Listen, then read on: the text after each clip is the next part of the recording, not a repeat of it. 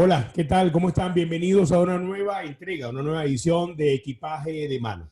Como ustedes saben, esta sección, que la tenemos ya hará cosa de 3, 4 semanas, trata de una conversación con una persona que tenga bien venir y contarnos, comentarnos de su vida, de sus actividades, de por qué llegó a hacer lo que está haciendo ahora y también, como ustedes saben, hacia el final de esta conversación, a través de un ping-pong de preguntas y respuestas, averiguar sobre sus viajes y su experiencia, ya sea viajando dentro de Venezuela o fuera de nuestro país.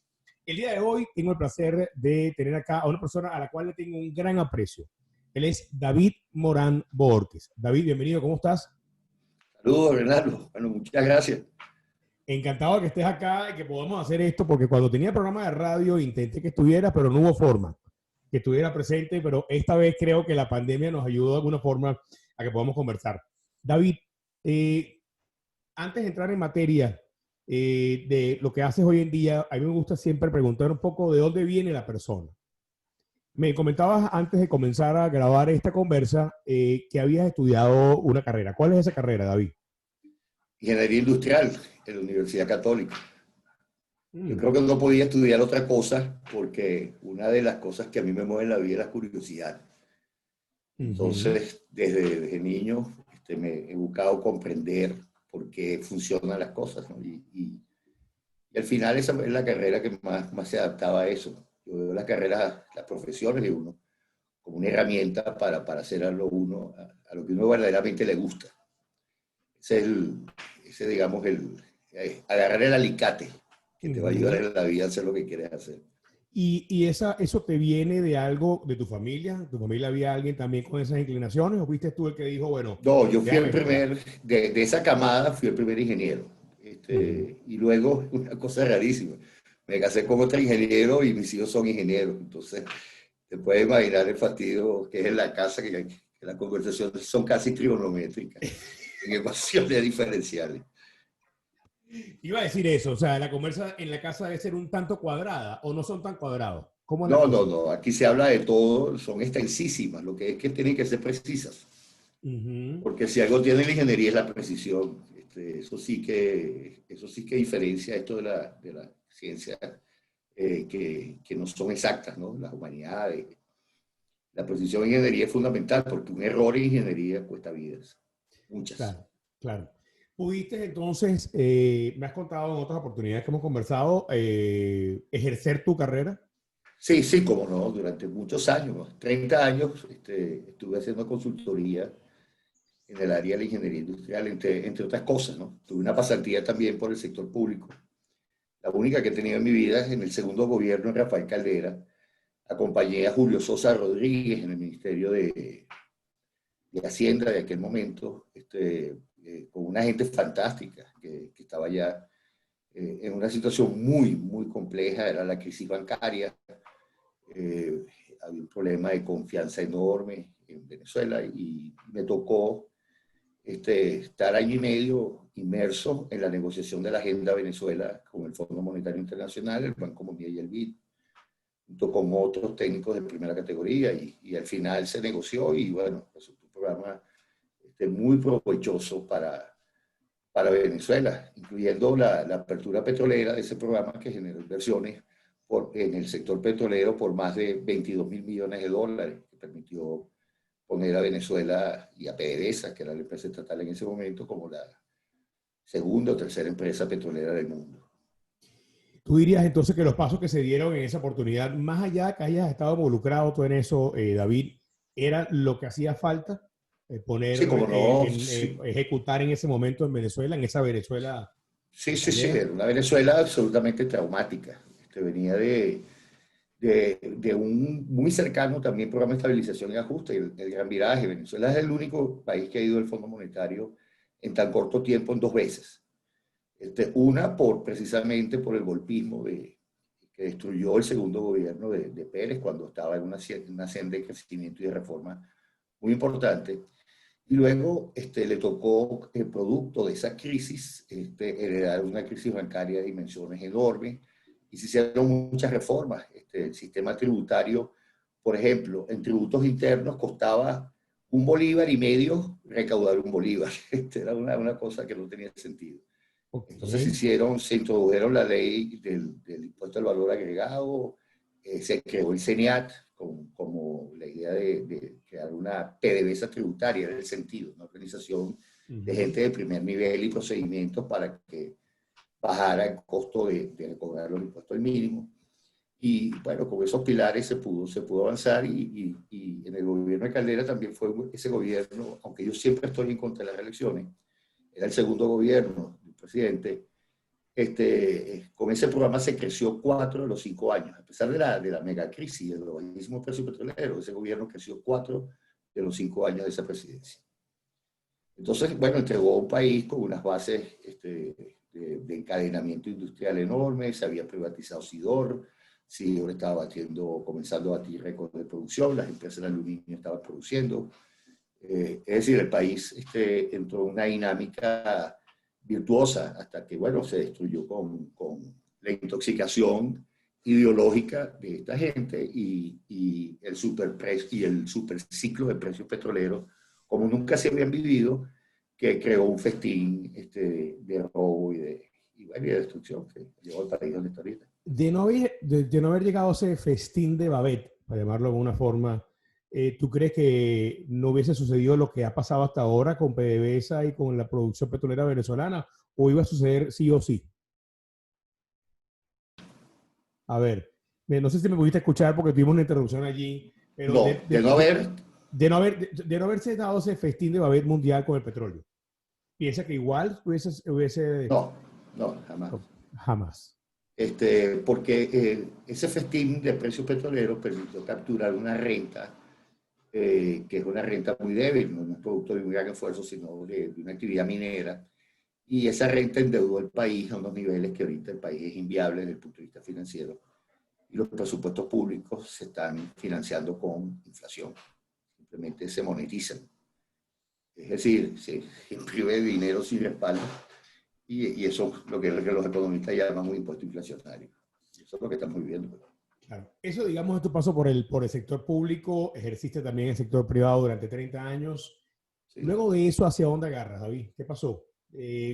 ¿Hacia dónde te movilizaste tus intereses y tus actividades? Bueno, me fui cambiando. Yo fui, un profesional siempre se va ajustando, porque Venezuela se fue desindustrializando y yo me fui yendo más hacia la parte de la planificación y la prospección. Entonces, en algún momento me fui a hacer un par de posgrados en Washington, en Georgetown University, y me fui más hacia el área, uno en negocio internacional y el otro en finanzas internacionales.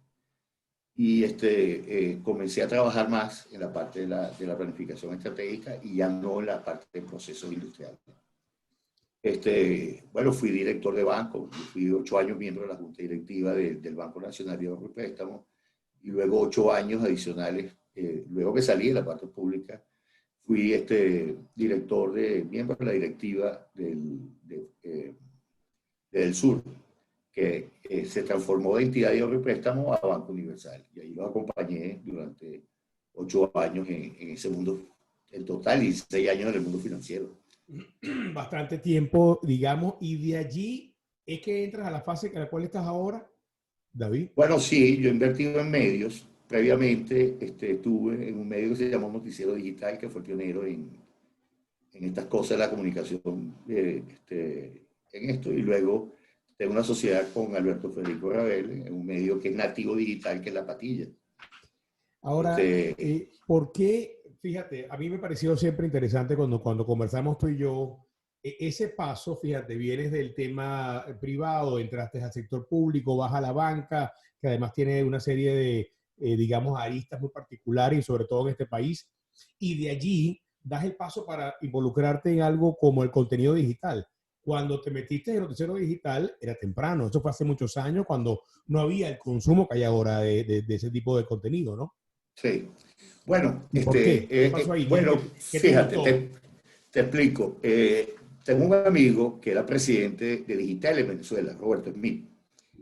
Y él en una me pidió que le hiciera un ejercicio sobre las tendencias que vendía, un ejercicio de planificación estratégica del mundo de la comunicación digital. Y ahí le dije que yo no sabía, pero me puse a estudiar ese tema y comencé a comprender que la comunicación iba a ser netamente digital, que los periódicos iban a pasar. ¿Cuándo fue eso? Plano, ¿Cuándo fue eso, David? ¿En qué año?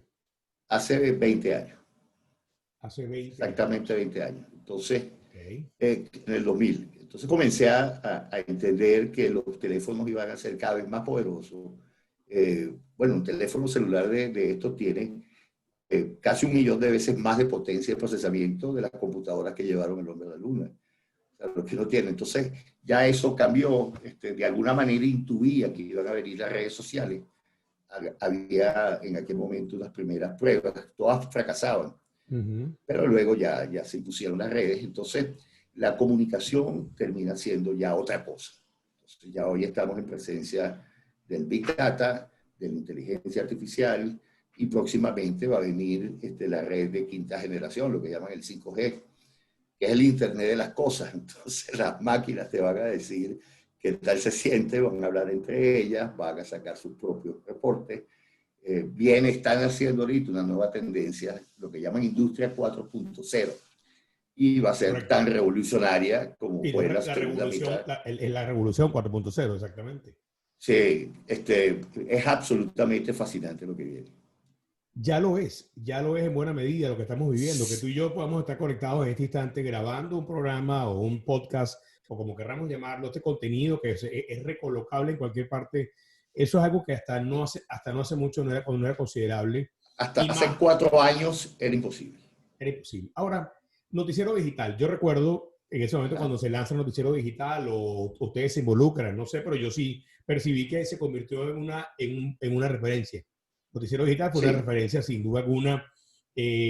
Lo hacía, pero ¿cuál era el secreto del noticiero digital? ¿Por qué fue tan consumible? ¿Por qué pegó el tanto? foro, tenía un foro. Mm, El foro fue lo que diríamos sería la edad de piedra de la que son las redes sociales ahorita. En el foro mm, interactuaban y nos montamos nosotros en lo que se llama la comunicación 2.0, es decir, que tú no solamente tú escribías un artículo, sino que escribir el artículo ya podía recibir los comentarios de la gente, que eso era un imposible. Y eso es lo que ha marcado ahorita la comunicación, o sea, que es a 2 vías. claro, claro.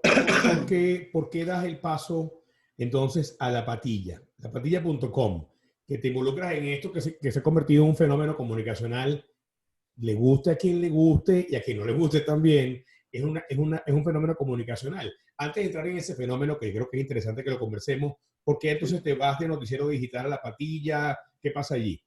Sí, bueno, el noticiero quedó un socio en ese momento, que es Juan Eduardo Emil, que todavía sigue manejando eh, noticiero digital. Juan Eduardo es un extraordinario profesional, matemático, con una maestría en planificación estratégica, que también se fue atrapado por este mundo de la comunicación digital. Y la Patilla nace por la salida de Alberto Federico de Globovisión. Uh-huh. Entonces ahí es donde él me pide que si lo puedo acompañar en este proyecto, y le dije que sí. Y era una cosa muy temporal mi participación, pero bueno, ya son 11 años que he estado en esto, ¿no? Entonces, ¿Sigues teniendo que ver con noticiero digital o estás ya no, estás no netamente con La tengo Patilla? nada, absolutamente nada que ver. Yo salí, o sea, no puedo estar, no puedes tener como un pie en uno y otro pie en otro, ¿no? Claro, claro. Yo entiendo que el boom de noticiero de La Patilla, perdón, nace La Patilla por lo que tú dices, evidentemente, la salida de Rabel de Globovisión. Él busca crear su propia plataforma, porque aparte lo hacía muy bien con sus redes sociales, en ese momento era Twitter Sí. nada más. Eh, Ahora bien, yo creo que esta pregunta le puede interesar a muchos de los que nos están viendo. ¿En qué se basa el éxito de lapatilla.com? Bueno, son varios factores de éxito, no es uno solo, ¿no? Primero, que tiene un nombre rarísimo, ¿no? Fue difícil hacer el branding. Párate allí. Vamos a contarle a la gente rápidamente de dónde viene el nombre de La Patilla. A mí la gente que sabe que soy colaborador en La Patilla y colaboro de cuando en cuando y hacemos algunas cosas allí con todo el gusto del mundo, por cierto, y la gente me pregunta, y hay 200 versiones diferentes. Cuéntanos tú una vez de No, no, dónde no, es viene ese Alberto nombre. Federico. Alberto Federico Pero le a gustó qué ese vino? nombre, no sé, le gustó ese nombre. Yo le inventé una leyenda al nombre, pero es falsa, Ya. ¿no? Pero sí le inventé, que era la noticia que refresca. Esa es una. Había otra gente que decía que era verde por fuera y rojo por dentro, No, con no, no, otras no, no, no. connotaciones, Eso etcétera. es nada, eso es Nada. simplemente quiero que se llame así y ese es el nombre. Fíjate algo, y eso también lo conversamos tú y yo hace algún tiempo. No necesariamente el nombre del medio que tú establezcas o fundes es el que le va a dar o no la prestancia o importancia, sino el contenido que genere. Fíjate que en el Sí, nombre de la patilla no hay nada que hable de noticias. sí, En el propio nombre del medio no hay nada que te diga a ti que esto es un medio de comunicación. es así. Y fíjate cómo pegó, ¿no? Estamos de acuerdo que fue a través de la plataforma de lo que era la presencia o la importancia comunicacional para el momento de Ravel, pero yo creo que ahí está el secreto, ¿no? Pero tú cuéntanos, ¿qué pasó? ¿Cuáles No, se son esos? introdujeron muchas cosas, se fue muy innovativo y todavía sigue siendo muy innovadora, ¿no? El Uh primero, la -huh. forma de titular. Eso fue una gran innovación, eso cambió, digamos, una introducción en el periodismo venezolano. Mira esto, más fotos, más tal.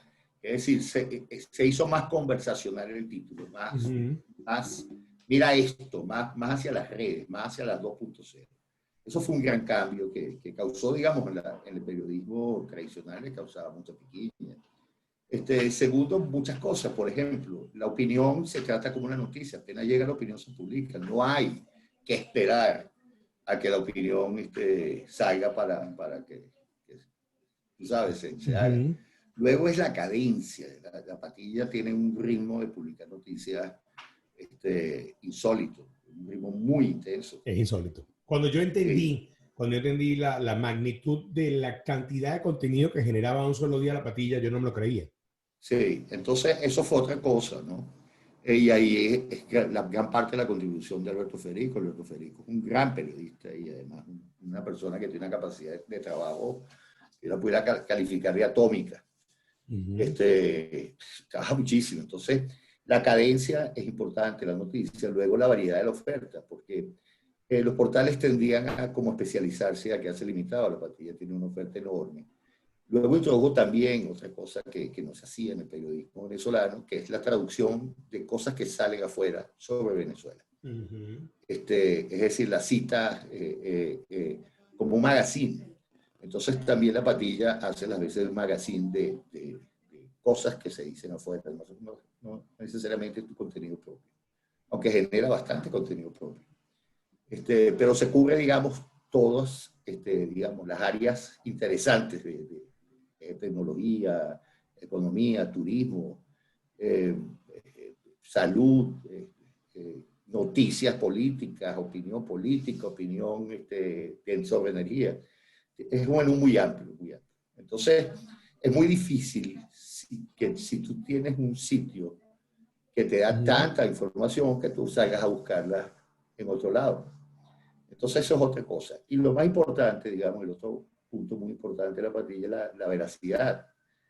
Las cosas se comprueban mucho. O sea, no sé, ahí es muy raro que la patilla tenga que retractarse de haber puesto algo falso, que puede ocurrir, digamos, en medio de Claro. comunicación, pero eso tiene un porcentaje de veracidad brutal. Entonces, si eres veraz, si tienes una oferta, si eres muy rápido, si trabajas 24 horas al día, todos los días, debes tener éxito. Claro, debería irte bien y más con ese concepto porque creo yo que también se juntaron las cosas coincidencialmente. Cuando digo todo esto es la necesidad de información en Venezuela y la Sí, necesidad de venezolanos fuera de Venezuela. La llegada de las redes sociales, no nada más Twitter, ¿no? Sino empezaron a aparecer gran cantidad de redes sociales que se convirtieron tarde o temprano en una plataforma de audiencia para la patilla. Creo que se ha juntado todo, ¿no? En buena sí, claro. medida. Twitter es el camión de reparto, lo que usaba el Eh, Nacional antes para repartir el periódico. Eso lo hace Twitter. ¿Es el camión de reparto o es el pregonero ese que se paraba en la Plaza Bolívar a Claro, pegar el grito claro. por el periódico, ¿no? Es así, es exactamente así. Esas son las redes son los caminos ahorita para que le llegue a la gente, porque la gente lee desde el celular. Claro, ¿tú qué piensas, David? ¿Hacia dónde pudiera? Yo sé que mencionaste hace un instante que esto se va a perder de vista, pero tú que estás involucrado todo el día, porque no es nada más en el tema de la patilla, tú también estás escribiendo, generas artículos, generas contenido. Hay un tema que creo que te apasiona, que es el tema energético, ¿no? El tema Sí, como petróleo no. es un tema que tú te tiras unos artículos que yo no sé cómo debes terminar un poquitico agotado porque son bastante densos y bastante interesantes, pero lo que te digo es que sacas información y la rebanan de una forma muy particular que me parece bien interesante. Donde voy es, después de todo ese trabajo, toda esa labor, ¿dónde crees tú que va a ir la patilla en los próximos años? No, va a seguir donde está. O sea, porque además se ha dado una cosa muy, muy dolorosa que favorece a la patilla, es que la desaparición de otros medios. La desaparición de los medios tradicionales también lleva lectura hacia la patilla, a pesar de que los gobiernos los bloquean y eso son patadas de ahogado, porque al final ellos también se están bloqueando. Entonces, la patilla va a seguir, va a seguir, se va a tener que ir actualizando, las plataformas van cambiando, hay que ir a ajustar. El último, digamos, gran modificación que se hizo fue que las pantallas sean responsive, es decir, que se adapten a los diferentes sistemas y eso, y ahora todos, absolutamente todos los medios, si no son responsive, no van a tener vida en la lectura de las diferentes plataformas donde la gente puede leer. No, seguir trabajando muy duro, hard work, y seguir sobre la base de informar verazmente, y con independencia, a pesar de todas las amenazas, de todas esas cosas, uno tiene que informar con mucha independencia, mucho criterio. Claro, ¿qué tan duro es llevar adelante un medio como La Patilla en un país como Venezuela, David? Muy difícil, muy difícil. Eh, Tienes pocos anunciantes, una situación de debacle económica. Entonces, mantener un alto tráfico es vital, porque es eso, ¿no? Tienes que tener muy entusiasmados a unos periodistas que son extraordinarios. Los trabajadores de la pandilla son gente sencillamente extraordinaria.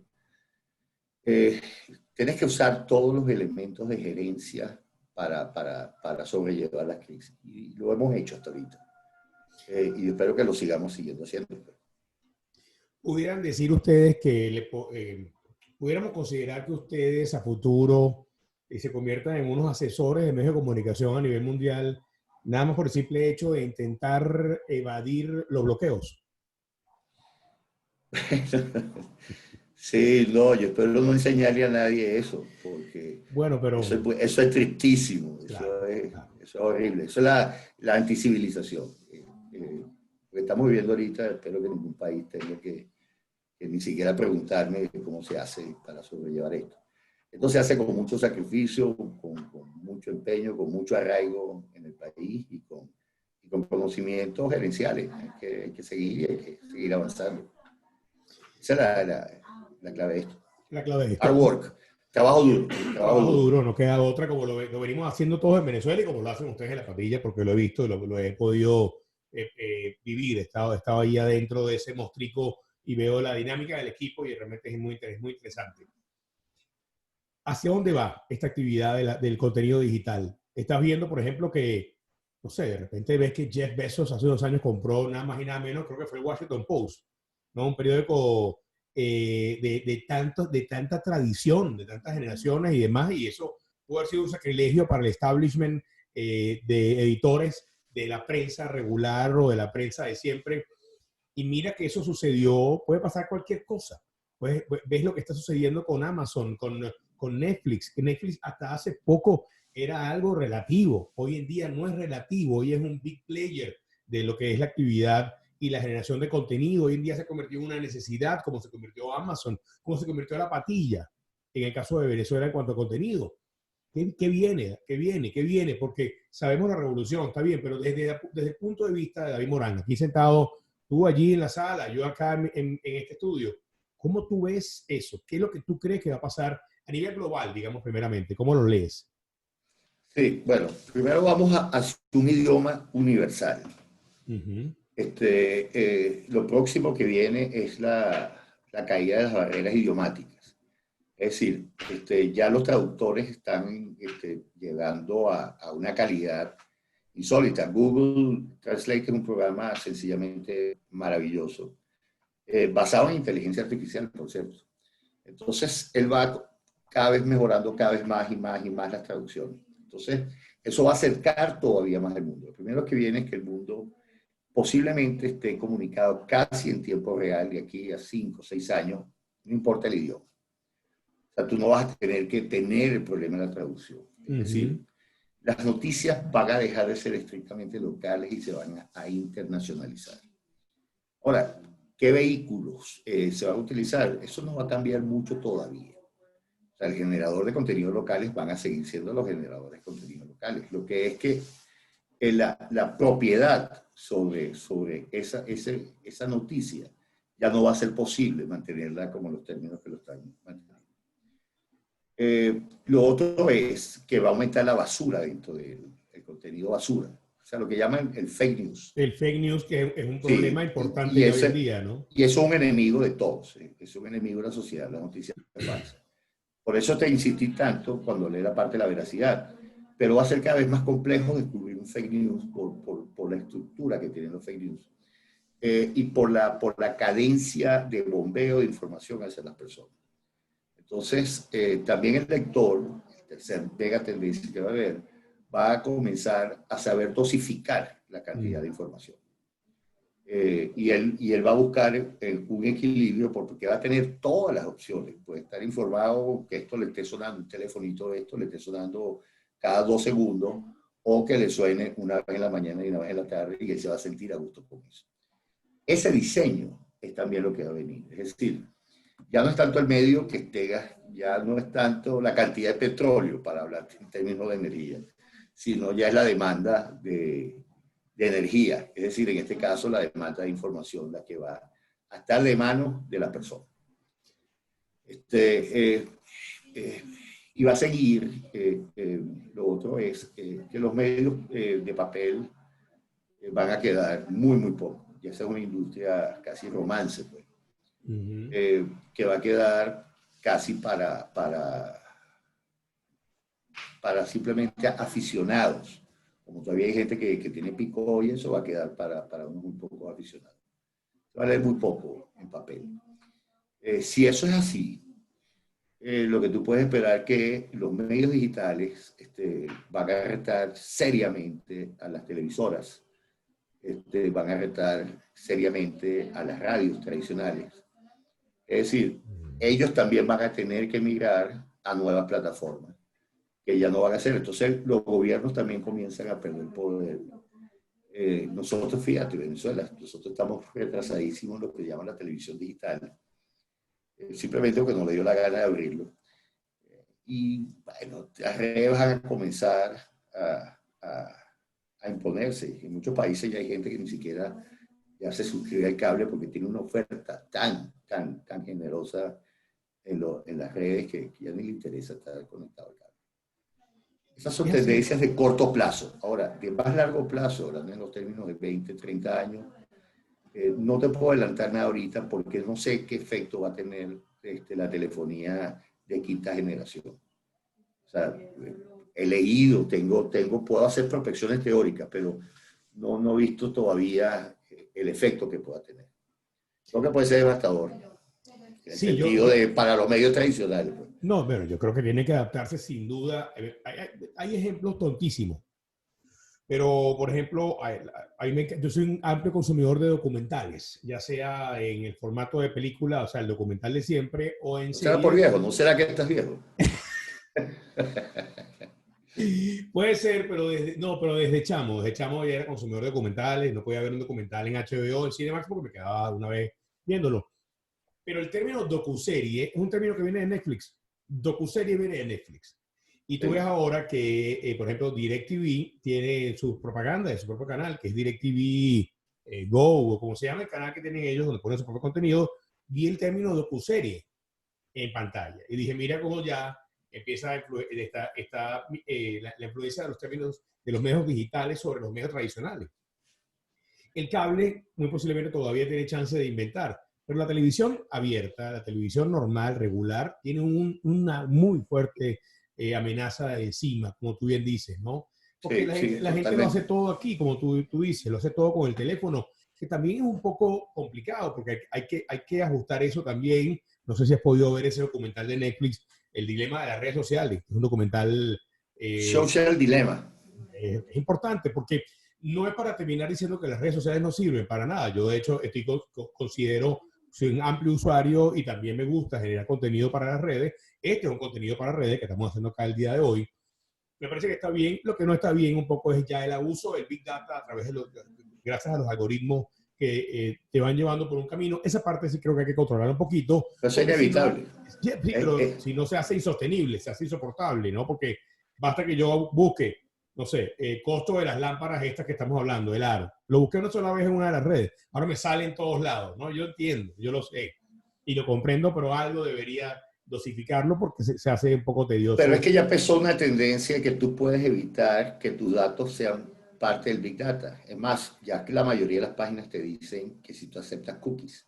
Correcto. Es voluntario. Y eso va a venir. Por eso yo te dije hace un ratico que la gente va a tener el poder de dosificar la información que le viene.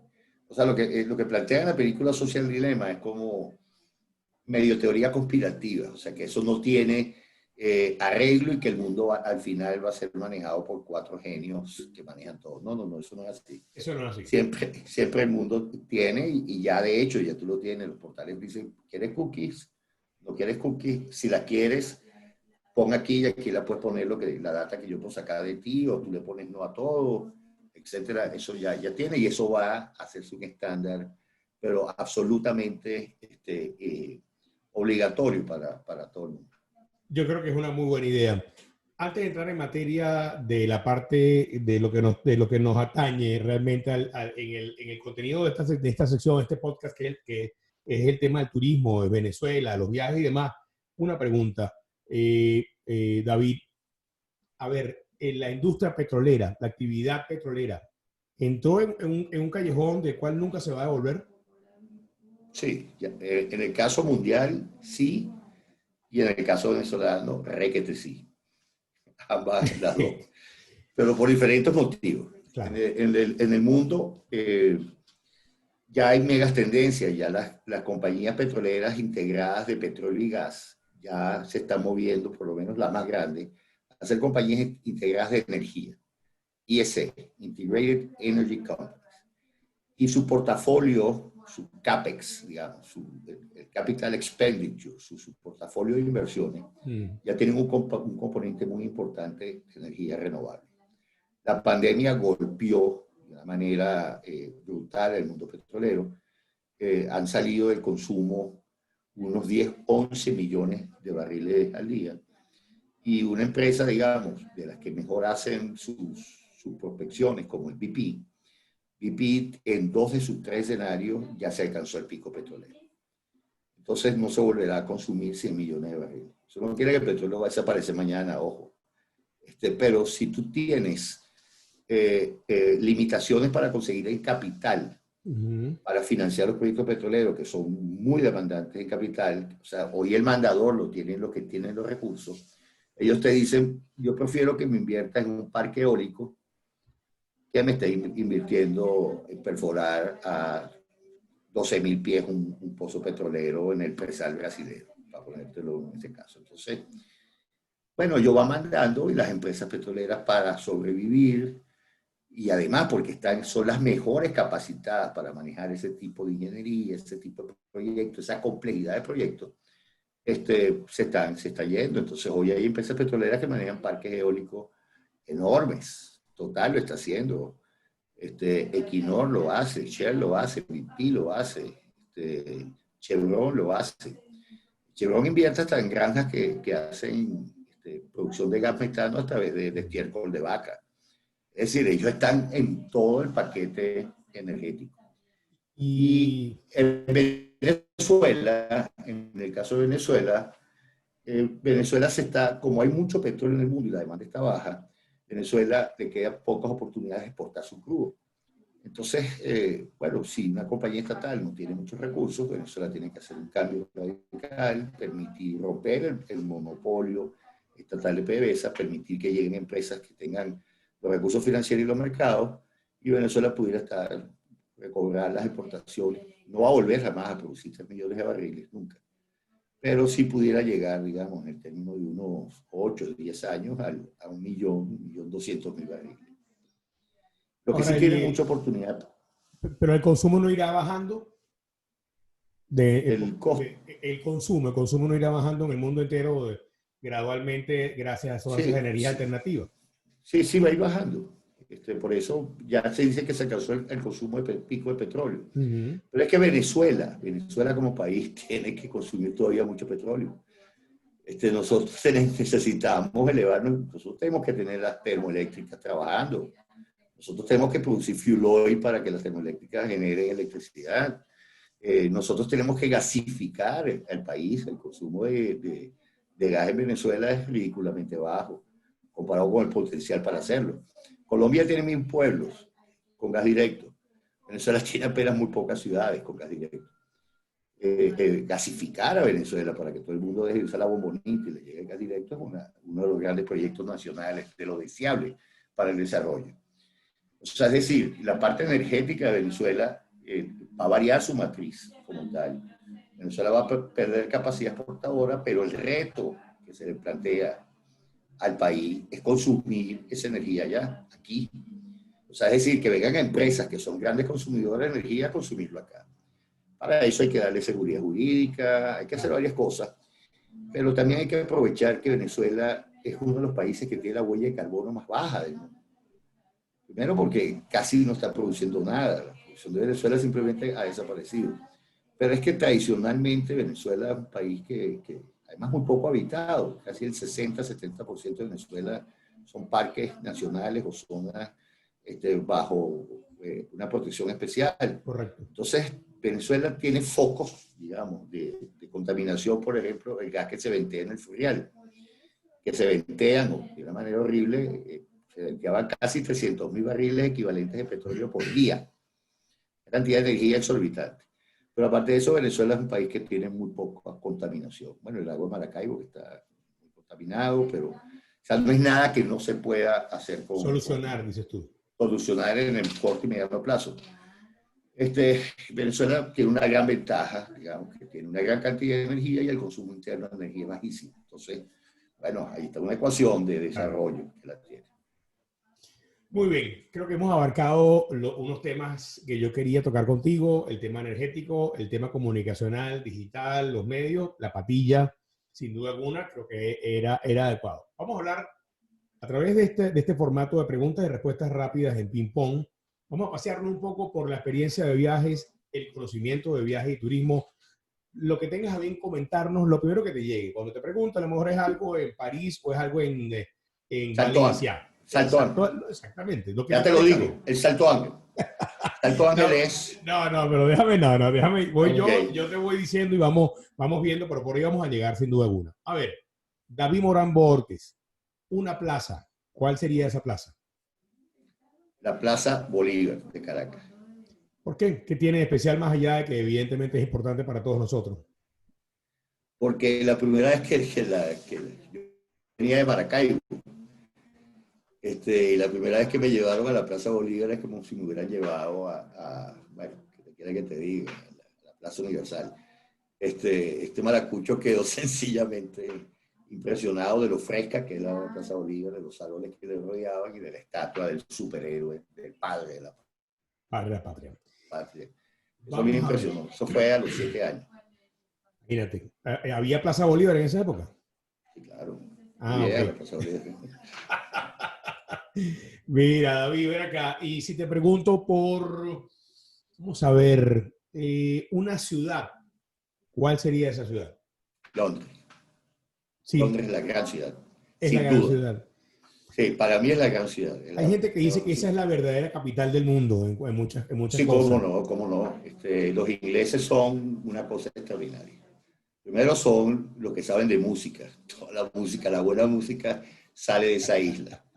Saben vestirse, no saben comer muy bien, pero cómo saben tomar cerveza. Cómo saben hacer ingeniería y cómo saben hacer cosas buenas. Son unos grandes civilizadores. Londres para mí es una ciudad sencillamente espectacular y además combina adecuadamente lo antiguo con lo muy moderno. Y es una ciudad que se supo renovar, de ser una ciudad casi destruida en la Segunda Guerra, con gravísimos problemas sanitarios. Londres es una ciudad que renace y reverdece. Estoy de acuerdo contigo que son una raza, unos ciudadanos, una gentilicio que está permanentemente encima, una nación, gracias, que está permanente encima de inventar, de crear, de mejorar. Sí, ¿no? son Es el país de la brutales. creatividad. Es increíble, pero es así. Es así. Y mantienen además un sistema geopolítico envidiable, que es el Commonwealth, Ujú. la mancomunidad del bienestar común de naciones. Eso es asombroso. Es así. Vamos a hablar de un. Ya te pregunté por una ciudad como tal, pero te voy a preguntar ahora de un Sí. destino turístico, que puede ser una ciudad o puede ser algo más turístico como tal, como lo dice la pregunta. ¿Cuál sería ese destino, Sí, bueno, David? dejándote aparte Salto Ángel, que eso es digamos, No, no, y cuidado, el Edén. si me quieres hablar de dos, también No, vale que no, me no. comentes de dos. Otra cosa que yo creo que hay que visitar en algún momento es San Francisco. O sea, San Francisco es una Mm. cosa En los Estados sencillamente Unidos, no, extraordinaria. Sí, no de señor. Yare, no de Yare, sino allá en No, Estados no, Unidos. en Estados Unidos. Ah, Es sencillamente extraordinario. O sea, esa zona, como ellos se integraron, la parte de Berkeley, cómo se ha conurbado con Oakland, es sencillamente fascinante. Es de una belleza insólita. El otro gran destino que no pueden dejar de ver es Río de Janeiro. Río de Janeiro es sencillamente mágico por la naturaleza. imagino. Río de Janeiro no es muy bonito, no me gusta mucho su arquitectura.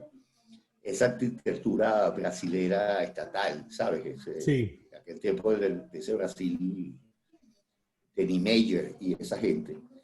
Pero la parte de las bellezas naturales de esas bahías, esas playas que conforman Río de Janeiro, esos morros, no, eso hay que las ver. visuales de Río de Janeiro son realmente antológicas. Alucinante. Son tanto de día como de Sí. noche, son dos ciudades diferentes y hay unas zonas que fueron desarrolladas ahora o que no fueron desarrolladas, sino venían desarrollándose para el Mundial de Fútbol, para las Olimpiadas se desarrolló más aún que es Barra de Tijuca.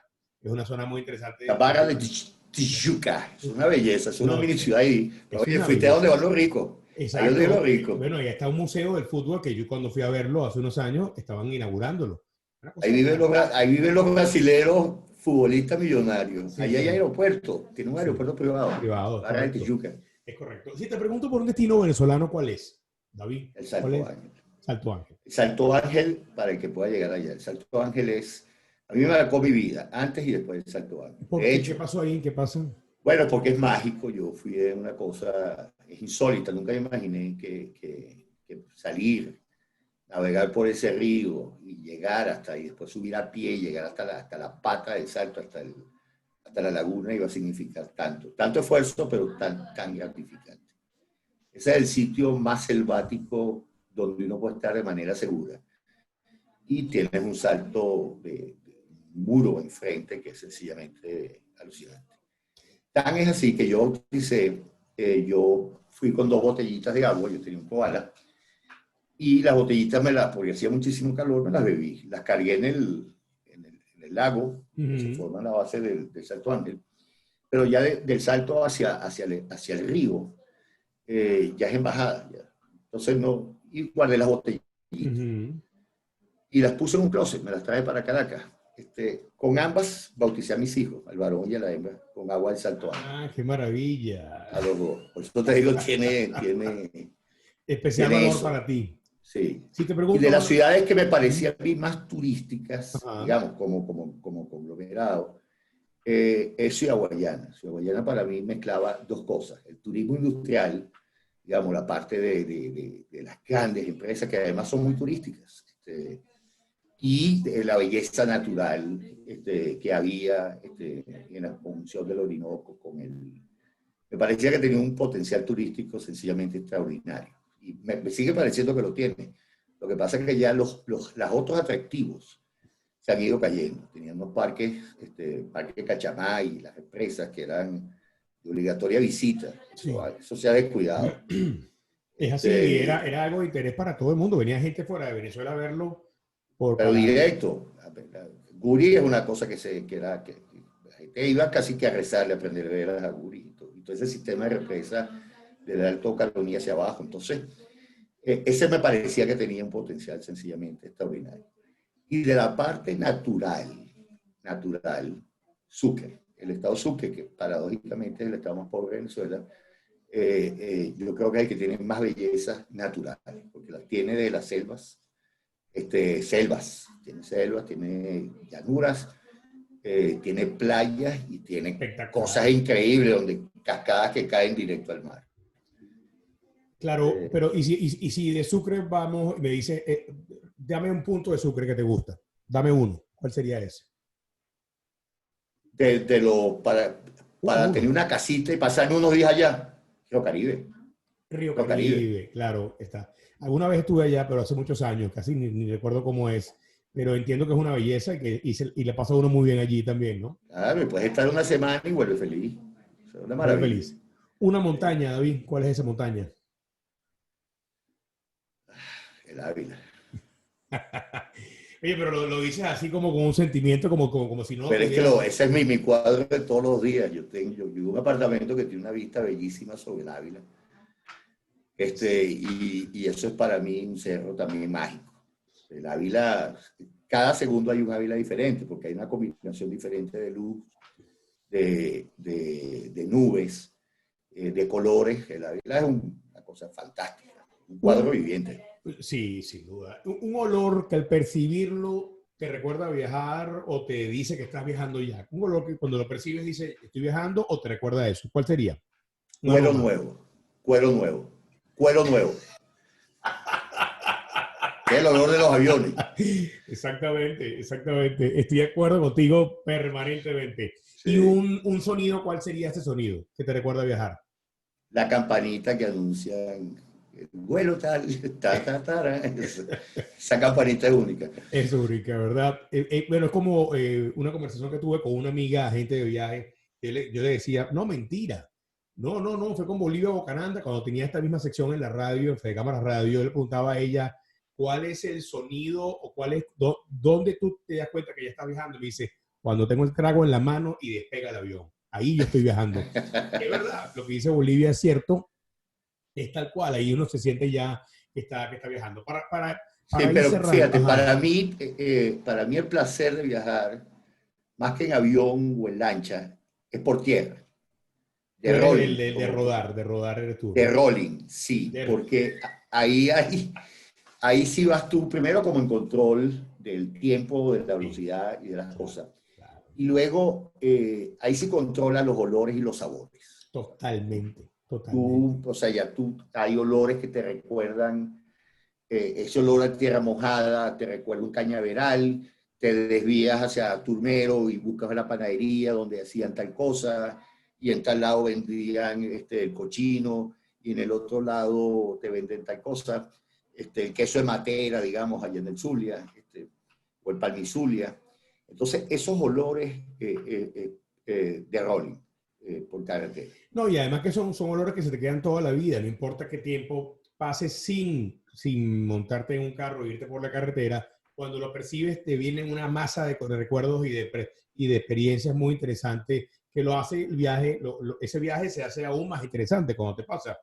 Sí, Lo que se habla, lo que hablamos en la actividad de los viajes del turismo es que las posibilidades de que la actividad a nivel mundial y sobre todo en Venezuela recomience adecuadamente es justamente así. Viajar en entornos controlados, tu propio habitáculo, tu carro, hacia donde tú decidas, cuidando a tu persona, a tu familia, para poder llegar a ese sitio. Y eso va a ayudar muchísimo al turismo rural, al sí. turismo de posadas, al turismo no masivo. Ahí viene una oportunidad. Esperemos pronto algún día venir una oportunidad para el turismo en Venezuela. Justamente hablando de eso, para ir terminando, David, y agradecido contigo como siempre por el tiempo. ¿Qué opinas tú del turismo para Venezuela? Hay una posibilidad, realmente poder ser una potencia turística Venezuela, David. Bueno, siempre pensé que Venezuela iba a ser una potencia turística, siempre. Eh, Nunca pensé que llegara a estar ahorita el turismo como está ahorita. Y sé por qué, porque Venezuela fue tradicionalmente uno de los países más abiertos que había en América Latina. Eh, su propia cualidad petrolera y el aceleradísimo desarrollo que tuvo entre los 50, 60 y 70, que creó una infraestructura extraordinaria. Aquí venía el Concorde, volaba para acá, para Uh -huh. Venezuela. O sea, volaba a muy pocos lugares de América Latina. Venezuela era Caracas, pudiéramos decir que era el París de América Latina. Tenías, por ejemplo, unas obras de ingeniería extraordinarias, como el cajón de la Avenida Libertador. Eso es tan parisino, tan moderno. O sea, Caracas era una ciudad sencillamente extraordinaria y estaba listo para el turismo. Pero nos intoxicamos, no lo entendimos, ¿no? Pero el país sigue estando ahí. El turismo es la gran industria moderna, es la industria menos contaminante y produce muchísimo dinero. Venezuela tiene mucho por hacer el turismo, tiene una gran oportunidad. Es más, tiene que ser uno de los sectores prioritarios para la recuperación del país, porque el turismo además es una de las empresas de la industria que genera más seguridad social y más seguridad ciudadana. Eso que cuando se ve alrededor de los hoteles, que comienza ya la gente a no estar robando, comprendiendo que la persona está trayendo divisas, y eso simplemente tiene una fuerza expansiva extraordinaria. Se vivió en Margarita. Margarita fue una isla muy deprimida. Comenzó gracias a Dios que se hizo la zona libre allá, primeramente con el Puerto Libre, digamos, ¿no?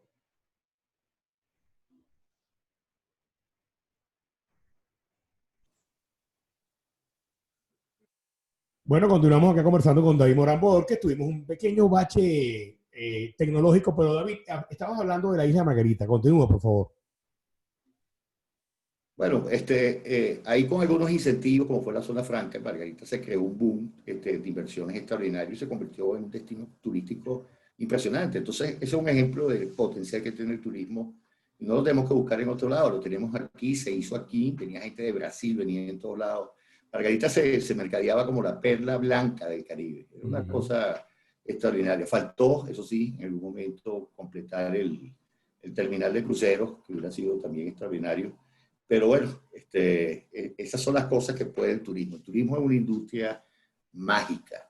Es la industria quizás de las más humanas que hay y es la que más enriquece al ser humano.